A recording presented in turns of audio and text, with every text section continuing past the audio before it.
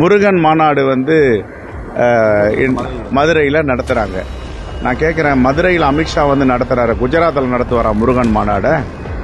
குஜராத் மக்கள்கிட்ட போய் முருகர் என்ற ஒரு கடவுள் இருக்காருன்னு சொல்லுவாரா?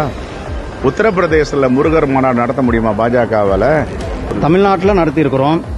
ஏற்கனவே சௌராஷ்டிரா, குஜராத்தில் சௌராஷ்டிரா தமிழ் சங்கம் நடத்தணும். வாரணாசியில் காசி தமிழ் சங்கம் நடத்திட்டு இருக்கோம். ஒவ்வொரு வருஷமும் நடத்துகிறோம். ஏதோ ஒரு வருஷம் நடத்திட்டு ஒரு வருஷம் விடலை.